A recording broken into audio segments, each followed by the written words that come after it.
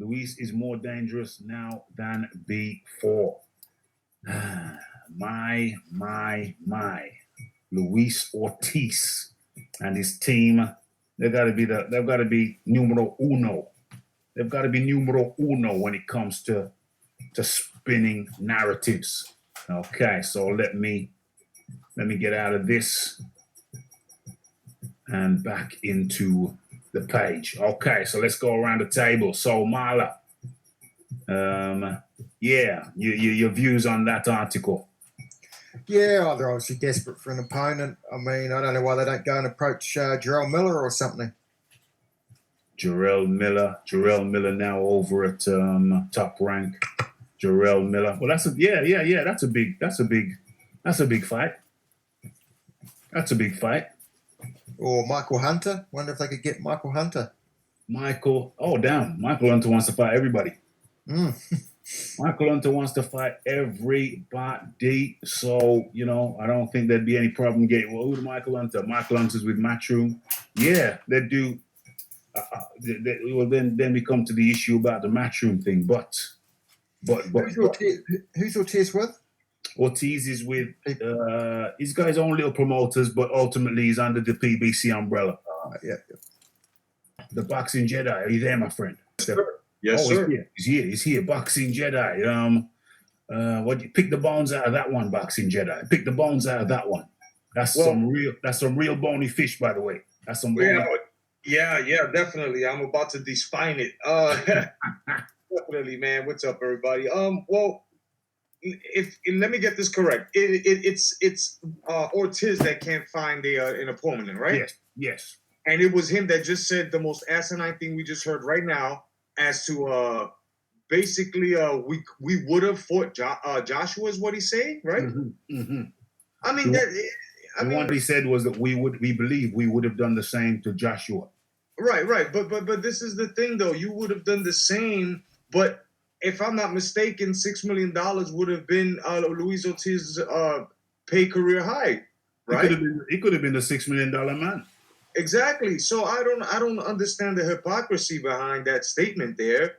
And would have, could have, but you didn't. And you had the opportunity, but you didn't take it. Why not a Jarrell Miller? I mean, Jarrell, baby, the Hamburglar PED using Miller has been going around, trashing everybody, pointing the fingers at everybody except for himself. You know what? Why don't you get a nice Luis King Kong Ortiz, buddy? It's time for you to step up as well. See, there are a lot of heavyweights right now that need to start testing themselves. Now that Deontay Wilder has fallen and, the propped up fighter era is coming to an end, the less damage and more payday era is actually coming to an end.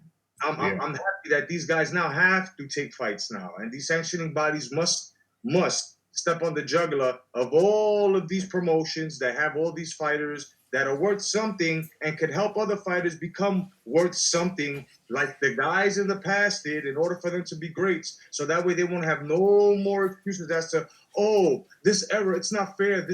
They're different eras. No. The sport is the sport. The reason why these guys are nobodies is not the fight fans' fault. It's nobody else's fault except for themselves, because these guys aren't standing behind their work ethic. They're not working hard. There are only certain heavyweights that are doing it. He's to England. You got all the crowns. Congratulations, guys. Yes. Beeb said, I heard they offered him $6 million to fight Joshua. Beeb, I think I got a video out there at the time where Eddie's sitting down in his hotel over there. I think he's in the USA at that time, and he said that it was $5 million for Ruiz and $6 million for Ortiz. $6 million, big bait. Yeah. 6. It could have been 7, 6 or 7. It could have been 7. It could have been 7 because it was 5. It's 5. Ortiz, because he was the last minute replacement. A lot of people are going to go crazy now. Some people. Ortiz was getting more than Jarrell Miller. Jarrell Miller's flat fee. Jarrell Miller was going to get a bonus. Jarrell Miller was getting $6 million.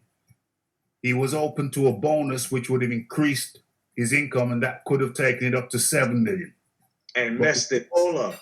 But he messed it all up, and that was his flat fee, $6 million. Because it was a last minute thing, They called Ortiz and offered him more, which was 7 million. But Ruiz, because of his lesser name, they offered him 5 million. So it's 5 for Ruiz, 6 for Miller without the bonus, and 7 for Ortiz. Yeah.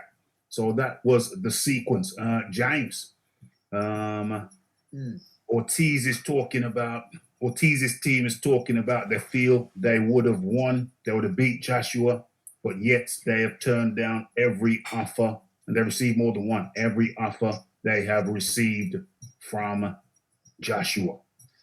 But that's probably because he probably had a contract signed at the time, because that literally came out just before that, because everyone was saying he was going to fight Wilder anyway. So we don't know if there's a contract put in place, which means he couldn't fight anyway. So because he was already fighting Wilder, so that could be why he couldn't take the 7 million.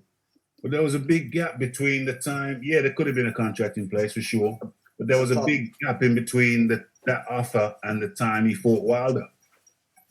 Plus, if he knew he was going to fight Wilder, if there wasn't even a contract signed, if he thinks he's going to beat Wilder, like he probably did, he might have wanted to pick Wilder over AJ. So I have wanted to pick Wilder over AJ. But why didn't they just say, well, we got a contract with Wilder, we're going to fight Wilder, we don't want you? Well, it could just be using AJ's name, get him out there, get him talking. It's getting Ortiz out there, because when Eddie Hearn's out there strumming his name up, it's then making Ortiz's name big in there. It's getting all in the headlines, whatever, linking it to AJ. It's all good publicity, isn't it? Especially for a fighter like Ortiz, he needs anything and everything, really. You see, can I ask you, gentlemen, a question? Exactly how much did Ortiz get to fight Wilder? Ortiz to fight Wilder, that's in the PBC vaults. It's if you can get any truth out of the PBC, then you're a better man than I. Because I guarantee you, the offer for Joshua was way higher than what he got paid. Yes. Oh, definitely, 100%. 100%. So my point is, it makes no sense for these guys to not have fought Joshua unless they really wanted to stutter step him the way he was stutter stepped.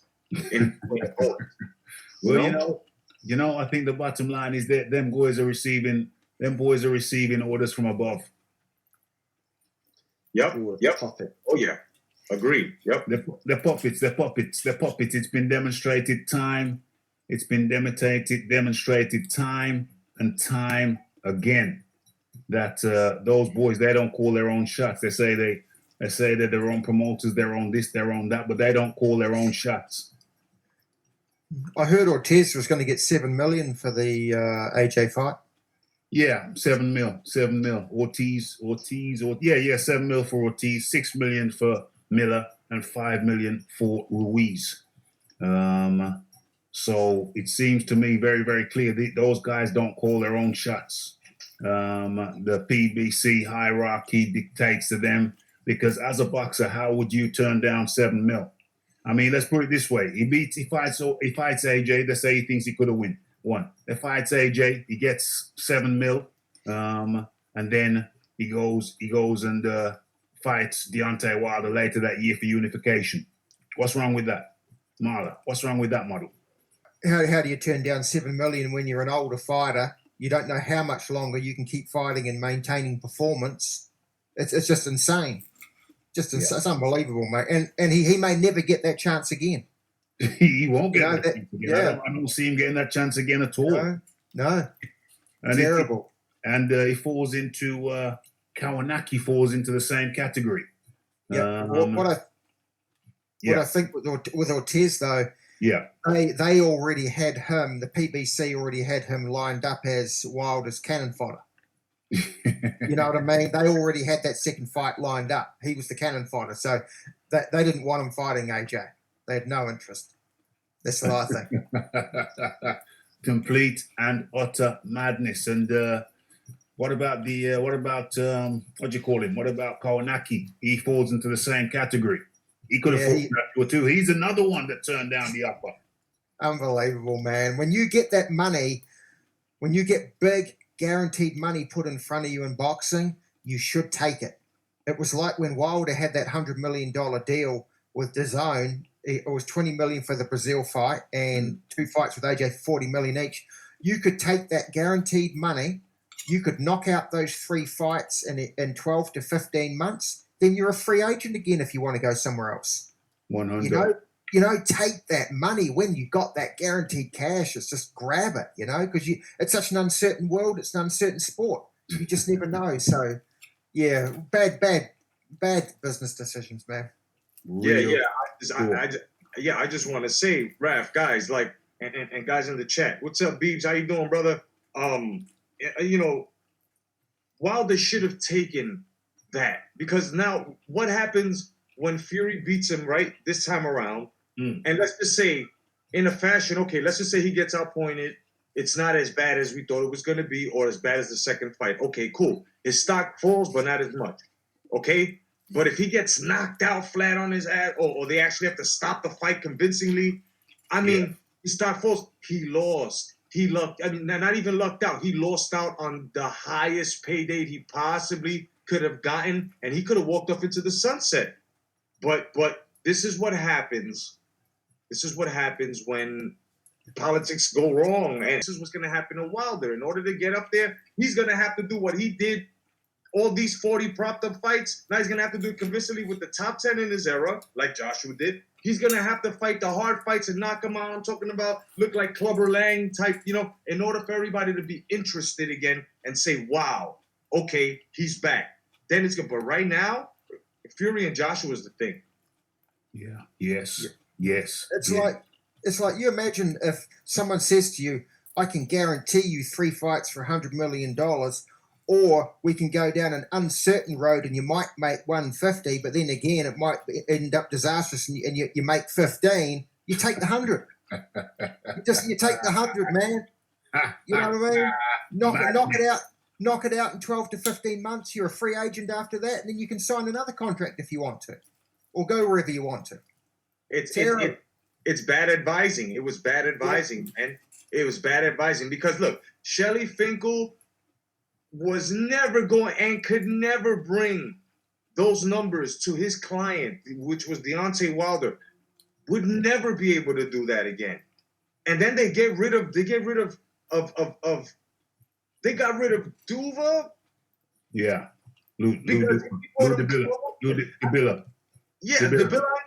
Dabilla. They got rid of freaking Dabilla because he came so close to making the fight, and God knows what those numbers were. It was just that because the higher up said, "Oh, wait a minute, you guys didn't tell me that." Oh no, I'm sorry, you just don't do that. It's terrible, guys. Well, Ortiz reported figure for the first fight was $500,000 with Wilder. And the reported figure for the second fight was like somewhere like 1.5 million. Terrible, man.